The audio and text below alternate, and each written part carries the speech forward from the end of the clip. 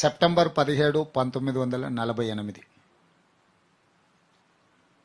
ఆనాడు ఉమ్మడి హైదరాబాద్ రాష్ట్రం కావచ్చు, భారతదేశం కావచ్చు, ప్రపంచం కావచ్చు, ఒక్కసారిగా మన వైపు మళ్ళీ చూసి సెప్టెంబర్ 17, 1948కు ఒక ప్రత్యేకత ఉన్నది.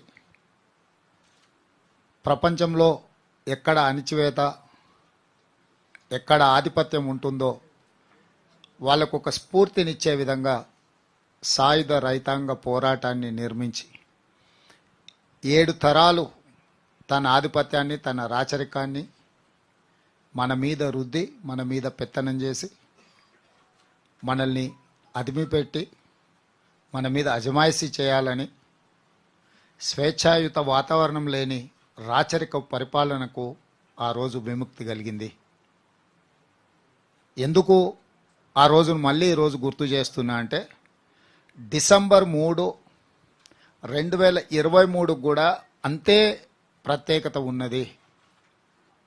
సెప్టెంబర్ 17, 1948కి ఎంత ప్రత్యేకత ఉందో, తెలంగాణ రాష్ట్రంలో డిసెంబర్ 3, 2023 కూడా అంతే ప్రత్యేకత, ప్రాధాన్యత. ప్రపంచమంతా ఇటువైపు అబ్బురపడే విధంగా ప్రజలిచ్చిన తీర్పు ఆ రోజు వచ్చింది. అందుకే అంత ప్రాధాన్యత ఉంది.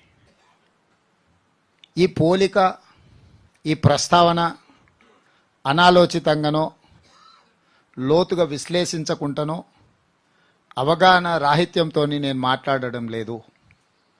కాంగ్రెస్ పార్టీ అధ్యక్షుడిగానే కాకుండా తెలంగాణ రాష్ట్ర ముఖ్యమంత్రిగా ఈ 100 రోజుల పరిపాలనలో ఎన్నికల కంటే ముందు దాదాపుగా 9.5 సంవత్సరాలు ప్రతిపక్షంలో ప్రజల తరఫున ప్రజాప్రతినిధిగా ప్రజలలో మమేకమై, ప్రజల యొక్క ఆలోచనలు, ప్రజల యొక్క ఆకాంక్షల్ని దృష్టిలో పెట్టుకొని ఈరోజు ఈ మాటను నేను చెప్పదలుచుకున్నాను.